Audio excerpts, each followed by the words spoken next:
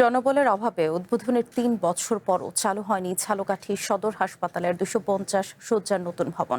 শুধু লোকবলই নয়, বাকি আছে লিফট ও যন্ত্রপাতি বসানোর কাজও। ফলে ভবন প্রস্তুত থাকলেও জেলার লাখ লাখ মানুষ আধুনিক স্বাস্থ্যসেবা থেকে বঞ্চিত হচ্ছে। জরুরি চিকিৎসায় রোগীদের বাধ্য হয়ে বরিশাল বা অন্য কোথাও যেতে হচ্ছে।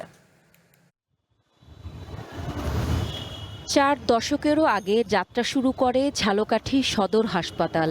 তখন এই হাসপাতাল ছিল ৫০ শয্যা। আর ২০১৮ সালে ৭০ কোটি টাকা ব্যয়ে শুরু হয় হাসপাতালটির শয্যা বাড়ানোর কাজ। পরে নির্মাণ কাজ শেষ না করেই তড়িঘড়ি করে ২০২৩ সালের ১৭ই অক্টোবর ভবনটি উদ্বোধন করা হয়। এর ফলে দীর্ঘ ৮ বছরেও শুরু হয়নি চিকিৎসা সেবা। ২৫০ শয্যার জন্য বিশেষজ্ঞ চিকিৎসক, নার্স ও অন্যান্য জনবল এখনও পদায়ন করা হয়নি। শেষ হয়নি ভবনের লিফট স্থাপন কাজ, এমনকি বাড়ানো হয়নি সেন্ট্রাল অক্সিজেন ও অত্যাধুনিক অপারেশন থিয়েটারের মতো গুরুত্বপূর্ণ যন্ত্রপাতি।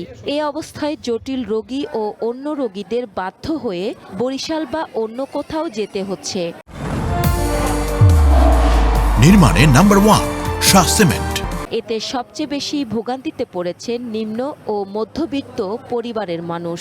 এই যে ২৫০ শয্যা, এই যে ৯ তলা ভবন, এইটা গত ৩ বছর আগে উদ্বোধন হয়েছে, কিন্তু এখন তারিখে আমাদের কোনো কাজে আসতে পারে না। এখানে একটা মানুষ আসে সুস্থ হওয়ার জন্য, বাচ্চা নিয়ে আসছি আমি, টিকিটটা আমি হাতে নিয়ে দাঁড়াই আছি। ২৫০ বেড উঠাই রাখছে, এখানে আমাদের কোনো ডাক্তার নাই, সুচিকিৎসা নেই। এটার মেশিনালিং, ডাক্তার যা কিছু এটার অনুসর্গিক এগুলো দিয়ে সে চালু করুক।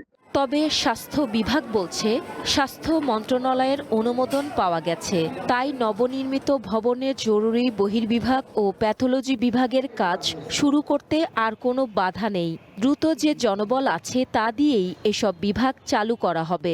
ইন্টারনাল বিদ্যুৎ সংযোগ, ভিতরের বাকি কাজগুলো শেষে এবং একই সঙ্গে ফার্নিচারগুলো শেষ হইলে এবং লিফটটার কাজ শেষ হলে আমরা পুরো হাসপাতালে একই সঙ্গে আমরা চালু করতে পারবো। জনবল নাই, আমরা জনবলের জন্য লিখছি, আমাদের মন্ত্রণালয় অধিদপ্তর লিখছি, আমরা জনবল জন্য প্রয়োজনে আমরা যোগাযোগ করতেছি যাতে অতিরিক্ত জনবল আমরা পাই। ঝালকাঠি সদর হাসপাতাল কর্তৃপক্ষ জানায় প্রতিদিন বহির্বিভাগে ৮০০ থেকে ১০০০ রোগী চিকিৎসা নিতে আসেন। দ্রুত ২৫০ শয্যা চালু হলে জেলার স্বাস্থ্যসেবায় নতুন মাত্রা যোগ হবে বলে প্রত্যাশা স্থানীয়দের। One national desk.